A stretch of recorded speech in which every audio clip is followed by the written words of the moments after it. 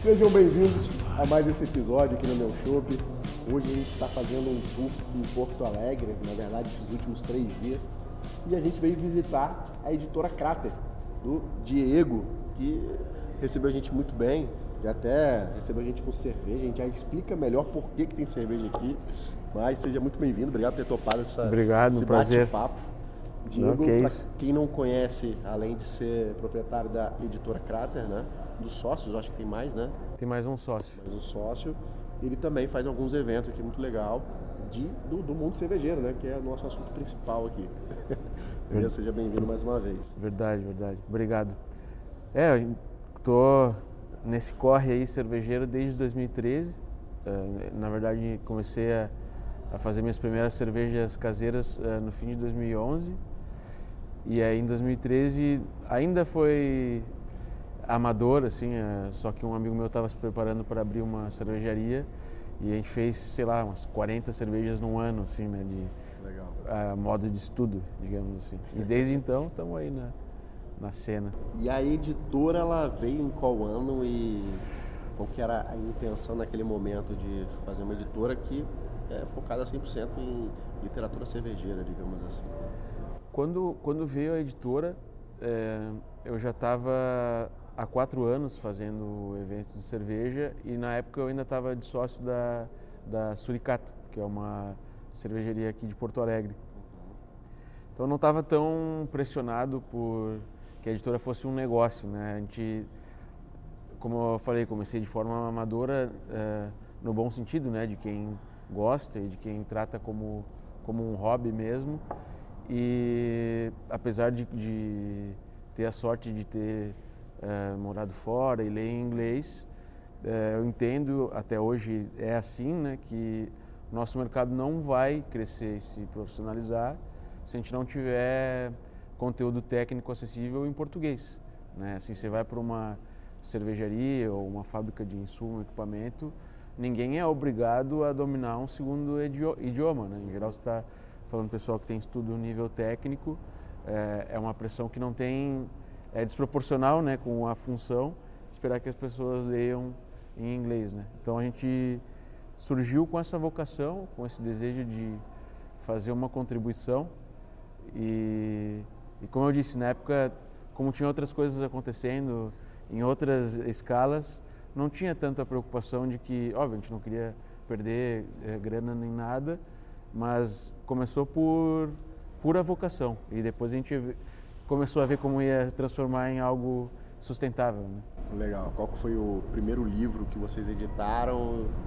Como é que foi o resultado disso? Foi o primeiro livro que a gente publicou, a gente começou, até a história voltando um pouquinho no tempo, em 2017 eu escrevi no começo do ano para uma editora lá dos Estados Unidos, vinculada à Brewers Association, que é a associação patronal, digamos assim, lá das cervejarias, perguntando sobre alguns títulos que eles tinham, os direitos de tradução, como fazia para adquirir.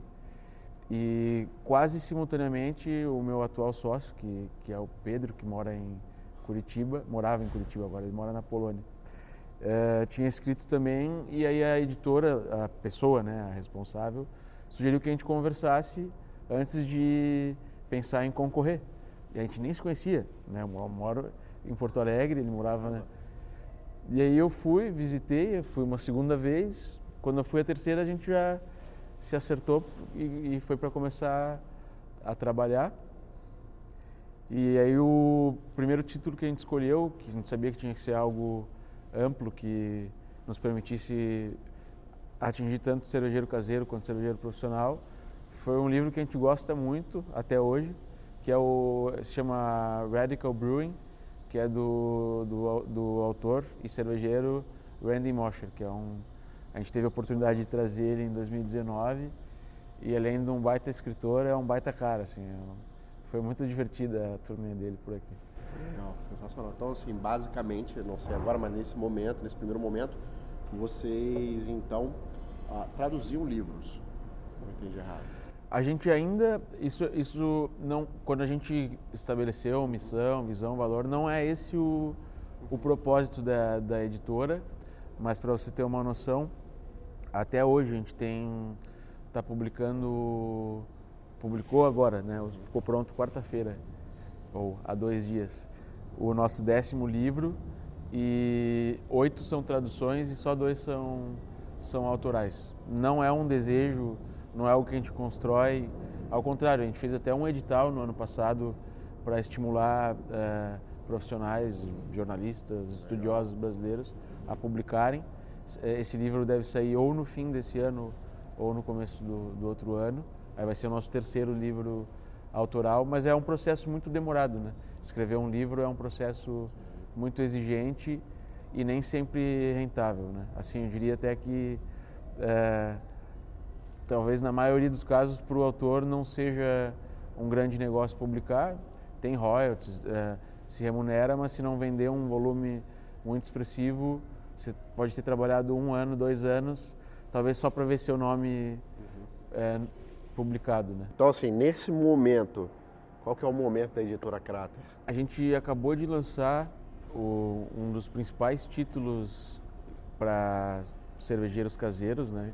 Que é o How to Brew, que é um livro do John Palmer. A gente optou por não traduzir o nome porque é um livro que vendeu quase 700 mil cópias nos Estados Unidos, né? E tem um afeto, tem um vínculo de quase todo cervejeiro caseiro brasileiro de agora e da última década. O livro já está indo para a 4ª edição, a primeira acho que foi publicada em 96.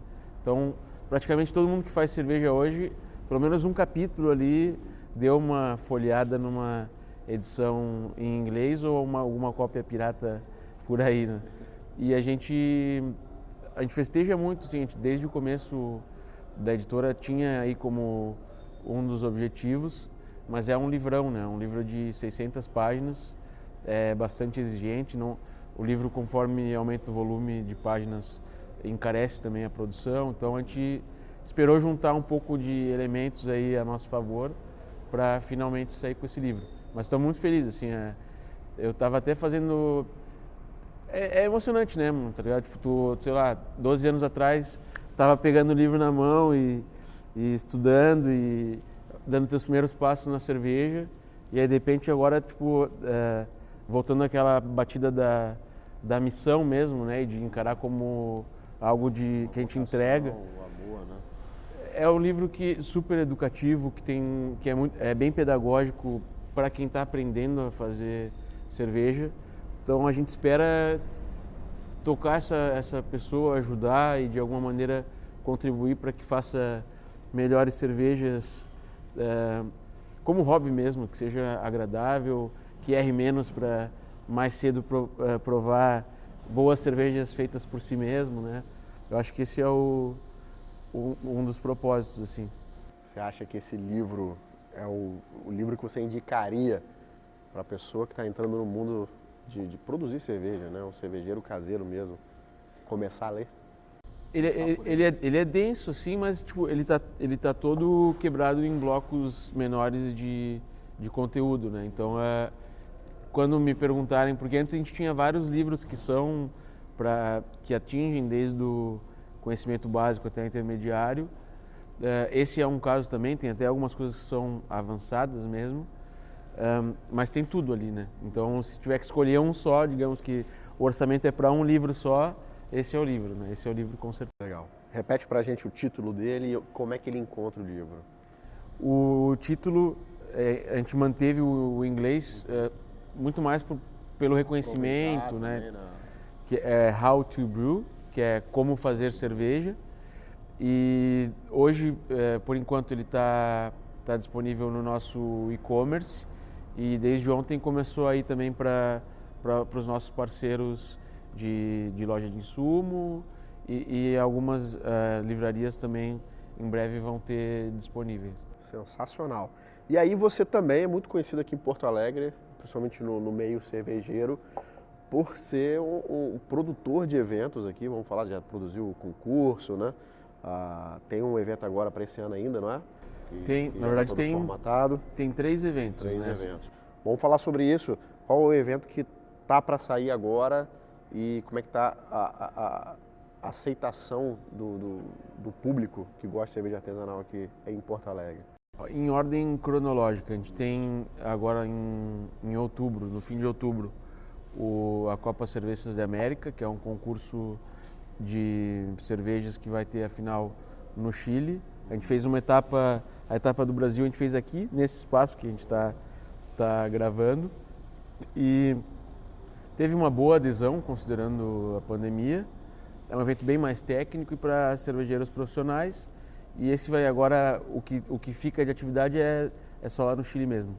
E aí a gente está retomando finalmente no dia 5 de novembro o nosso evento mais emblemático, que é o Ceva, na sua 12ª edição, que vai ser no Mercado Paralelo, que é um espaço renovado de gastronomia e experiência dentro do DC Navegantes, que é um shopping tradicional aqui de Porto Alegre, que está aqui no 4º distrito.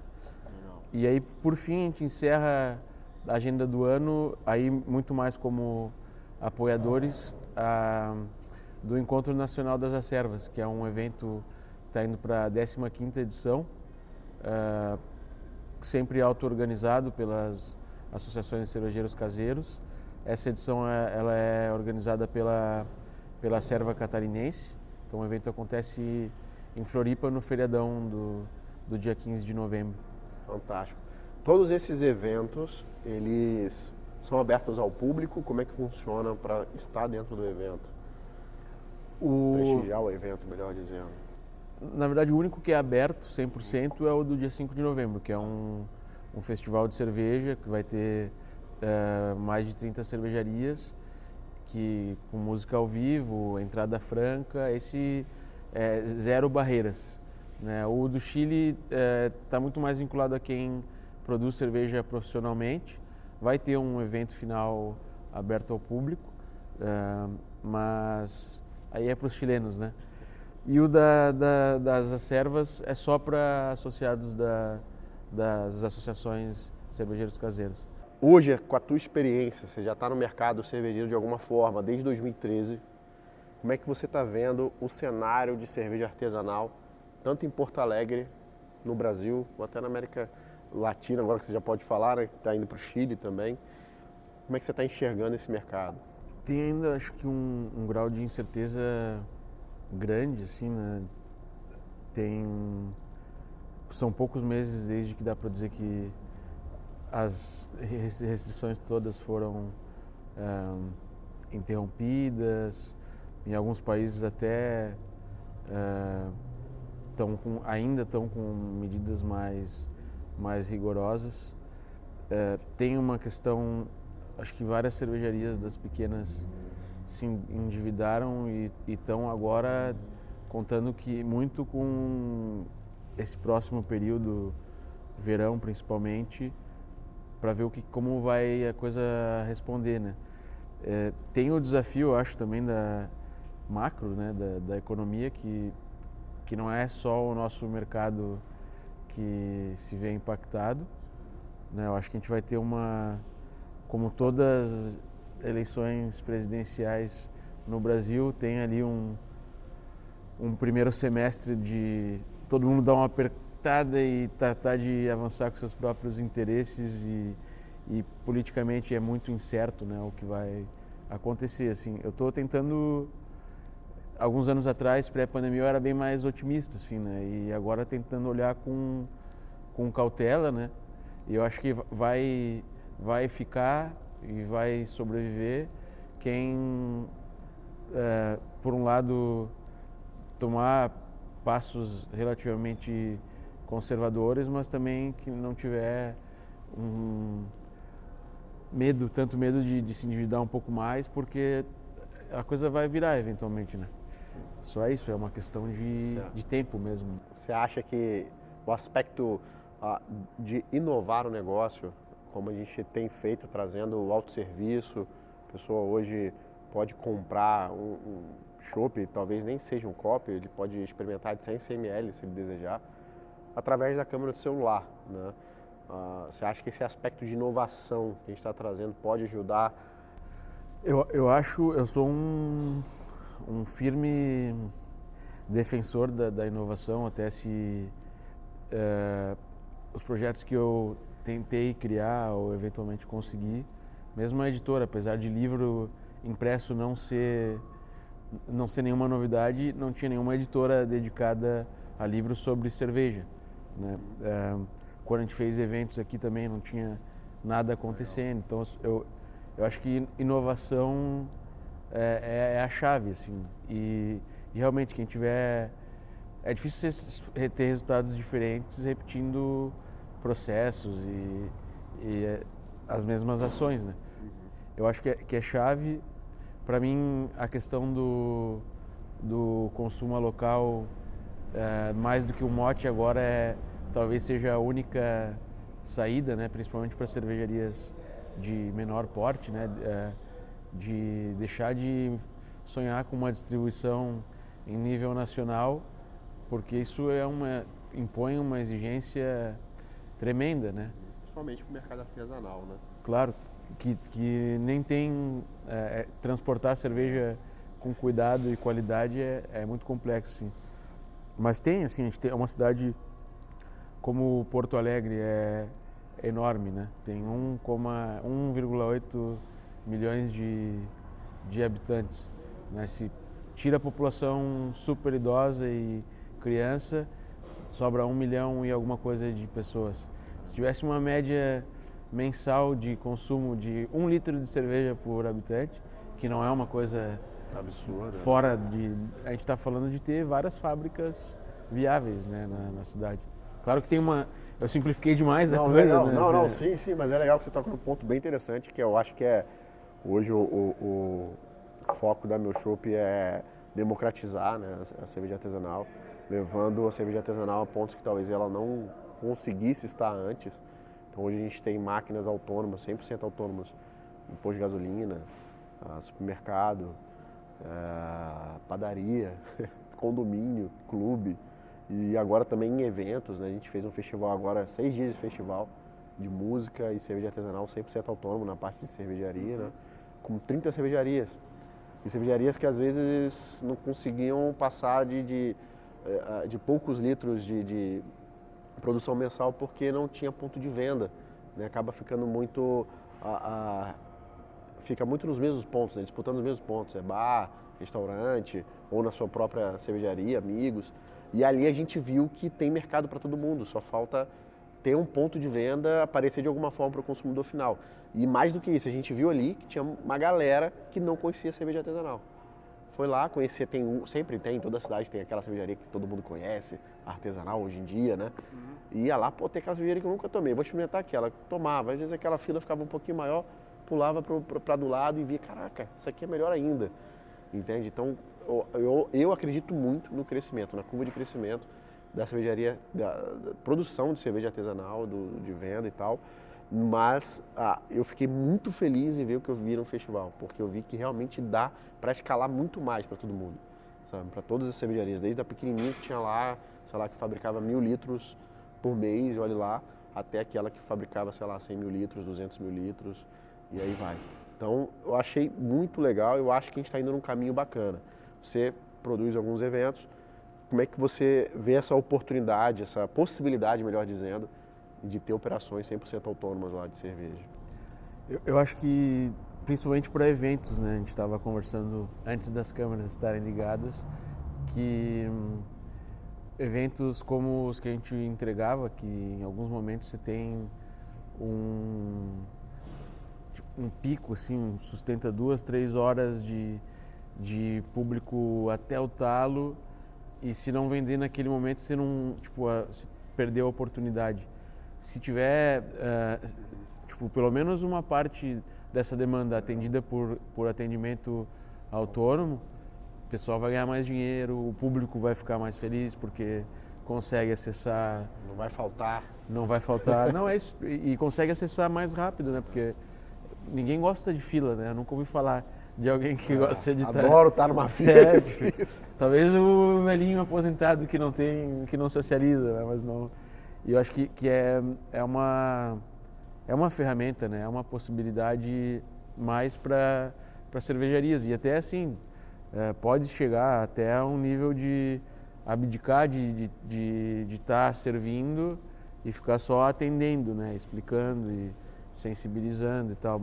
Eu sou velha guarda, eu ainda gosto que me sirvam, né? Assim, quando eu saio para socializar. Mas, por exemplo, se eu estou de passagem, vou comer um negocinho, já conheço todos os produtos, me sirvo rapidinho, tomo minha cervejinha e vou, né? Assim, acho que com certeza tem demanda de muita gente. Aí a gente tem visto também em alguns locais, até a gente iniciou agora uma parceria com a Dado Beer, né? E lá é híbrido, né? Pode ser híbrido. A pessoa pode pedir o chopp ali da ilha ou pode se servir automaticamente ali. Então, tá funcionando bem. Eu acho que é uma tendência, talvez as cervejarias começarem por esse sistema, mantendo dela, e depois de ver como é que funciona, né? Não necessariamente precisa ser dentro da cervejaria. Esse que é o pulo do gato. Sim, sim, claro. Ele pode ter uma máquina que seja que a gente chama de kegerator, né? Com 2 torneiras, numa loja, num posto de gasolina, em algum lugar de um parceiro, entende? A gente está aqui dentro do For Beer, na Avenida Polônia, e tem um condomínio, acho que tem, se eu não me engano, tem quase 500 apartamentos.